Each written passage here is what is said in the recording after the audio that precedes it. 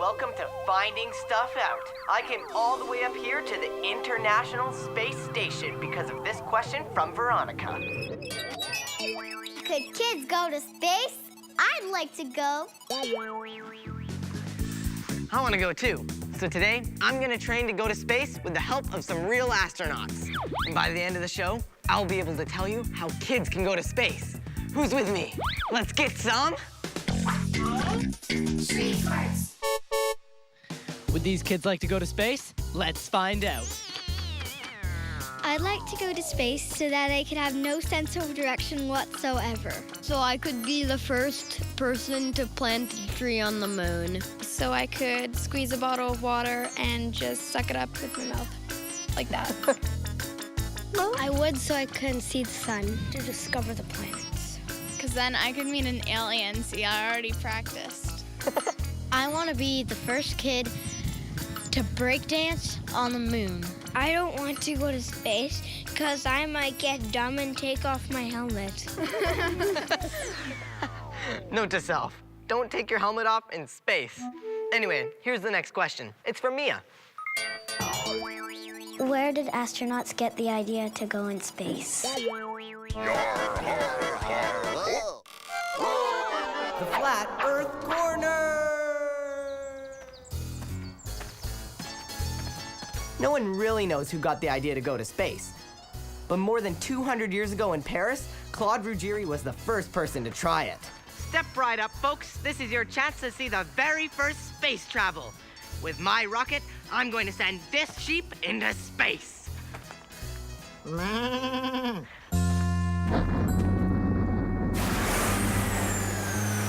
Yikes! Good thing the sheep had a parachute. But Ruggieri had bigger and better plans. Hey, you! I'll send you into outer space. Drats! The Paris police always spoiling my fun. Fortunately, the police stopped him before he had time to send a kid up in the air. His astronauts only got about as high as an office building, which isn't anywhere near space. It was a start, though. If astronauts weren't tied up in space, would they just float away? The short answer is only if they're in space. Every object creates gravity, a force that can pull other objects towards it, sort of like a magnet. So really big objects, like Earth, have a lot of gravitational force. So when you're here on the planet, Hey, get back here. gravity pulls you back to Earth. But the further away you get, the weaker Earth's gravitational pull is, until it can't reach you at all. Ah. So yes, Sabrina, astronauts would just float away if they weren't tied to their spaceship during spacewalks. Gravity can't get me when I'm traveling out in space. It can't pull my pants down or put wrinkles on my face. 'Cause when I am in the cosmos, far from things with gravity, I can float around my spaceship free and nothing pulls on me.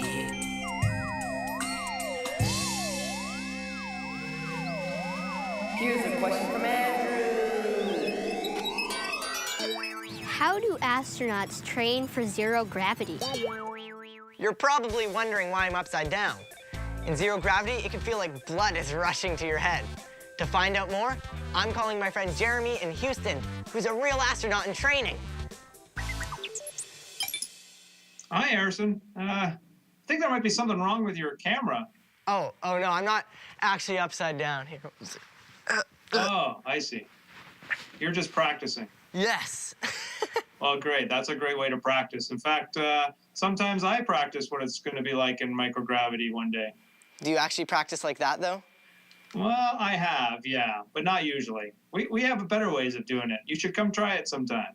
So how do real astronauts do it? Oh, we have this really cool airplane, and you get in this airplane, and it flies up into the sky, and then you're just sitting on the floor, and it does this roller coaster motion, goes down like this, and while it's diving down, you're in zero gravity. You're floating just like you're in space, and it is a ton of fun. You can fly all over the airplane, you can do flips, you can tackle your buddies. It's just a really great time, but most importantly, you get to experience what it's going to be like when you're in space. I found some video of you training in a swimming pool. What's that all about? Right over here, I've got what we use to keep ourselves alive when we're in the pool. I've got a spacesuit here. And this spacesuit, if I were to put you in it, weighs about 200 to 300 kilograms. So it's really hard to train with here on Earth. It's very, very heavy. But if we put it underwater, we can make it float. And that's how we simulate being in space and working in this spacesuit. It's a very cool spacesuit, allows you to do a really cool job out in the vacuum of space outside the space station, but it's also very hard to work in because it's big and bulky. Look at the size of these gloves. Imagine doing fine tasks with this. Yeah, you have like nubby fingers and stuff, it looks like too. Yeah. You know what else is important to realize is you can't scratch your nose. I think it's worth it. Can you imagine the view of our planet from space? Small price to pay. Wow, well, being an astronaut must be pretty amazing. Thanks so much for helping me find stuff out. Hey, my pleasure, Harrison. You take care. So long. Sounds kind of hard to float around in zero gravity on a spaceship. To find out how, it's time for... My Great Challenge! Today, our challengers are Commander Joseph and Commander Malinka. Are you ready to experience zero gravity? Yes, I am. Me too. All right, well, today you won't be leaving the planet, but you'll definitely be like you're living out on a space station where there's no gravity. You'll be strapped into this simulator. And your challenge is to bounce around, grab these Energizer cells right here, and then get all the way over to that satellite and screw them in. The one that does this the fastest will be the winner. Sound good? Yes. Commander Joseph, you're up first. Yes, sir. Good luck in space. Thank you, Commander Malinka. Go! Zero gravity is sort of like being in a bouncy castle. Oh, missing them. It's as difficult as being in real zero gravity. He's got one. Now he has to get it to the satellite. Oh, he dropped it. In real outer space, that energy cell would be floating away forever. To the satellite. Quick! The satellite is losing power! Getting close. Does he have one? He has one. He has one? Yeah, one's in. Joseph's really speeding up, unless he drops this one, too. Yes! Oh, there, he almost has it. He just has to get it in. He's got it! 1 minute 25 is the time to beat. I'm ready to win. Go! The yellow one. I found a good start. Yeah, she has a good start. Hey, Malinka, don't just float around. You've got a race to win. Hurry, your spacecraft is losing power. Oh, she has it right away. Oh, does she have it? Yes. Wow, Malinka's fast. Oh, she almost missed it, though. Malinka's only got a few seconds left to beat Joseph's time. Oh, she has Wow, she's going it really fast. And does she have number 2? Yes. Yeah, she has it. Okay, Commanders, here are your results. Commander Joseph, your time was 1 minute and 25 seconds. And Commander Malinka, your time was 1 minute and 20 seconds. You're the winner. Yes! Okay, so how did it feel to be an astronaut and bouncing up and down and stuff? It was really fun. I felt like I was wearing a big marshmallow costume. And what about you? What did it feel like? I felt like a floating pumpkin. Right, because of the orange suit? Yeah. Well, thanks for being on my show and thanks for helping me find stuff out. You're welcome. My next question is from Cassandra. If I would be able to touch the sky, would it stop or would it continue? I checked the answer, and the atmosphere around the Earth does end eventually. Astronauts have to blast through it to go to space. But space itself goes on forever. There's no end to it. How can that be? It must have an end. But if it did end, what's outside of space? There's nothing in space but space. Head getting warm, spatial overload. Ah! You're gonna make my head explode. Scientists think that space goes on forever and ever and ever. Kind of scares me to think about that. So let's think about something else. Who was the first astronaut in space? Well, we know it wasn't Ruggieri sheep. But I checked, and here's what I found out. The first astronauts to go up into space and safely come back Excuse me. were actually 2 Russian dogs who were sent up in a test program to make sure it was safe for humans to go into space. Sweet. Decent. But if you mean the first human, that was Yuri Gagarin, a cosmonaut. That's a Russian word for astronaut. More than 50 years ago, in 1961, Gagarin spent 108 minutes in outer space, traveling around the Earth once. Since then, more than 500 people have been to space, some for more than a year. Zero gravity makes me sleepy. Here's a question about that. How do you sleep in space?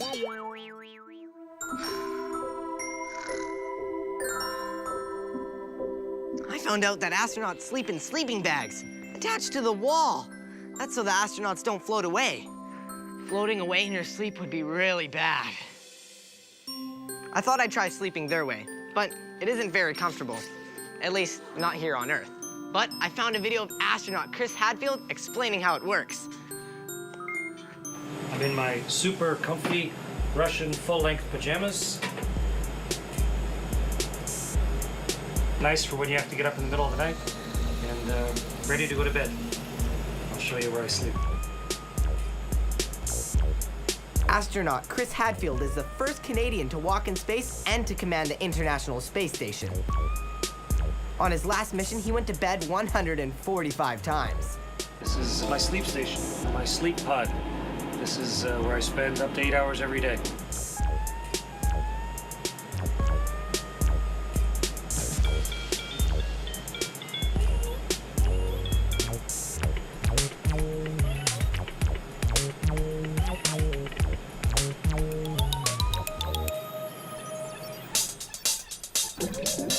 Look what happens when astronauts squeeze a rag. Weird. Everything is just a little bit different in space, like cutting your nails over an air duct that sucks them in, so they don't go flying everywhere. Getting a haircut with a vacuum hose on the cutter, and especially washing your hair, as astronaut Karen Nyberg shows us. What I like to do is start by just putting some hot water, squirting it onto my scalp. Sometimes the water gets away from you, and you try and catch as much as you can. Then I just work the water up through to the ends of my hair. And I take my no-rinse shampoo and squirt it also on the scalp, just a little bit, and rub it in. Again, kind of working it out to the ends. How do astronauts get their food?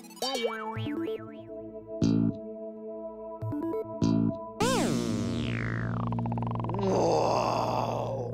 The International Space Station! I'm here at the Canadian Space Agency with Danielle, who's a mission controller. Hi.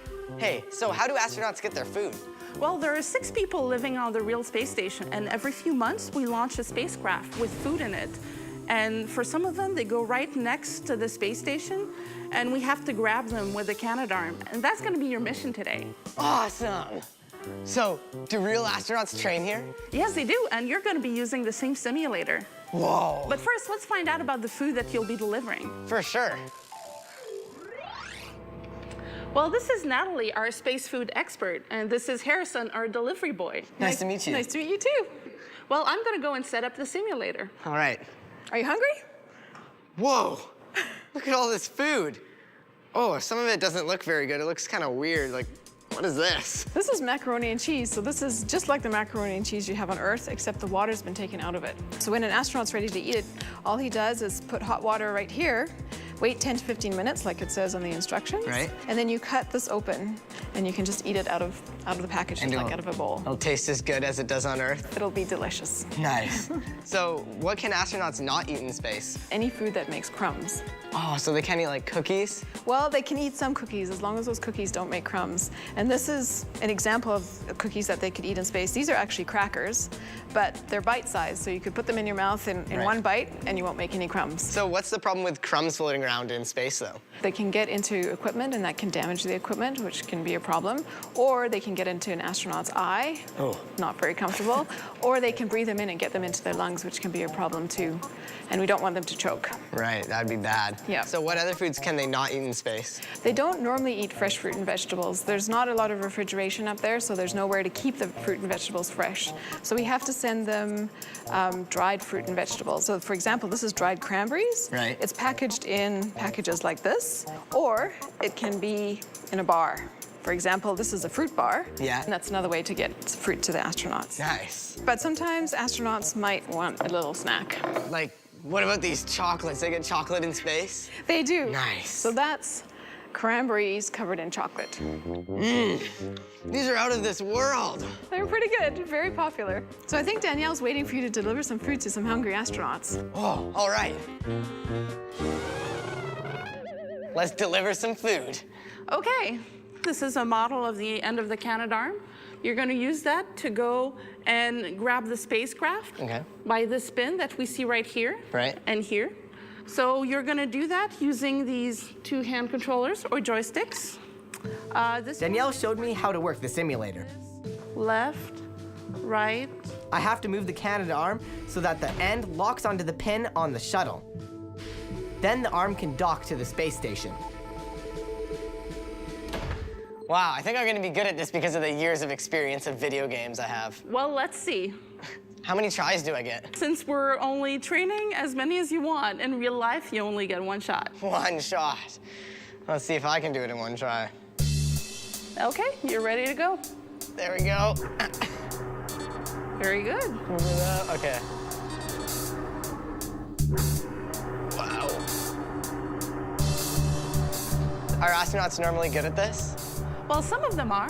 The ones that used to be fighter pilots tend to be really good. But then there's some that are doctors and scientists and really never had time to play video games. So you might actually be better than them. Whoa. Hopefully. Getting close. Whoa, okay. I'm almost there. You're doing really well. You're getting closer. Whoa. Standing by for grapple confirmation. Robotic arm finishing closing in. Now. Did it work? Did I get, yeah. Dragon confirmed in place and docked to the International Space Station at the Harmony node. I got it. Well, mission accomplished. Now the astronauts can eat. I'm like a real astronaut now, sort of. We could make an astronaut out of you, I think. Well, thanks for being on my show. Do you think I could really be an astronaut one day? Sure. If you apply yourself, get a good education, and you definitely have the video game part down. So, good luck. Thanks. This is awesome.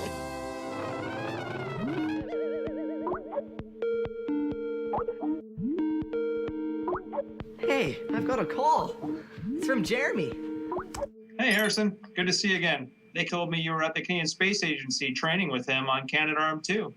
Yeah, they said that I could apply to be an astronaut someday, but is it possible for a kid like me to go to space right now? Well, not right now, Harrison, but one day. Oh, I guess I can answer the question that started us off. Could kids go to space? I'd like to go. The big answer is... apparently we can't. No, hang on, Harrison. That's not it at all.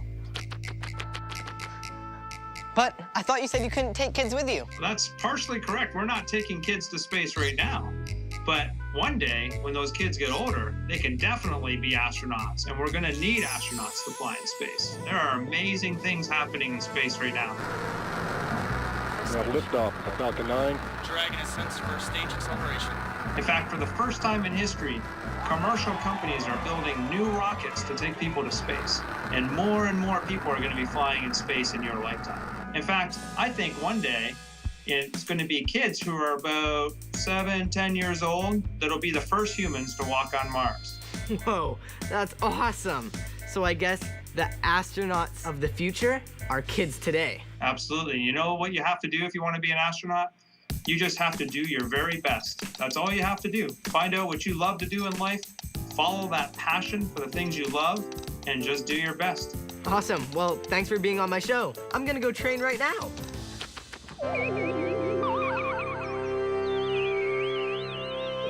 On-the-job training, there's nothing like it. But being in space makes me hungry. Time for a space snack. Aw, pesky helmet. Uh-oh. Note to self. Don't take helmet off in space! Thanks for watching Finding Stuff Out!